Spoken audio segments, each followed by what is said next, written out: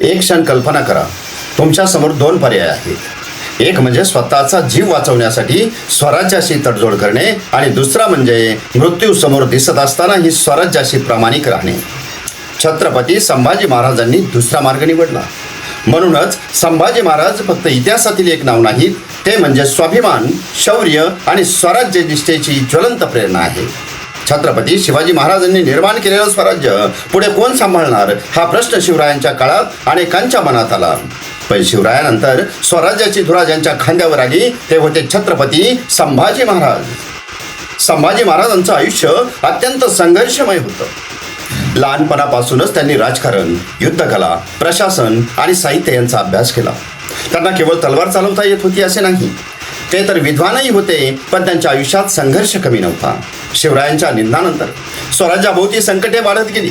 एकीकडे मुघल साम्राज्याची प्रचंड ताकद, दुसरीकडे स्वराज्याच्या सीमा टिकवण्याचं आव्हान आणि त्यात अंतर्गत राजकारण. अशा परिस्थितीत संभाजी महाराजांनी हार मानली नाही. त्यांनी औरंगजेबाच्या प्रचंड सैन्याशी संघर्ष केला, कारण त्यांच्या मनात एकच गोष्ट होती, हे स्वराज्य माझ्या वडिलांनी रक्त आणि घामाने उभे केले आहे, ते मी कोणत्याही परिस्थितीत झुकू देणार नाही. मित्रांनो, इतिहास आपल्याला एक मोठा धडा देतो. मोठेपणा संकट नसण्यात नाही, संकट असतानाही आपल्या ध्येयावर ठाम राहण्यात आहे. संभाजी महाराजांच्या जीवनात संकटे आली, विश्वासघात झाले, राजकीय अडचणी आल्या, पण स्वराज्याचा विचार त्यांनी सोडला नाही. म्हणूनच आज आपण त्यांच्याकडे केवळ एक पराक्रमी राजाच्या रूपात पाहू नये, आपण त्यांच्याकडे शिकायला हवे. अडचण आली म्हणून ध्येय बदलायचं नाही, लोक विरोधात गेले म्हणून सत्य सोडायचं नाही, परिस्थिती कठीण झाली म्हणून स्वाभिमान विकायचा नाही, आणि सर्वात महत्त्वाचे, आपल्या मूल्यांशी तडजोड करून मिळवलेलं यश हे खरे यश नसते. संभाजी महाराजांचे जीवन आपल्याला सांगते, तुमच्या आयुष्यातही आज कदाचित अनेक अडचणी असतील, कदाचित तुमच्यावर कोणी विश्वास ठेवत नसेल, कदाचित तुमच्या प्रयत्नांची किंमत कोणाला दिसत नसेल, कदाचित लोक म्हणत असतील तुझ्याकडून काही होणार नाही, पण लोक काय म्हणतात यापेक्षा तुम्ही काय करण्याचा निर्णय घेतला आहे हे महत्त्वाचे आहे.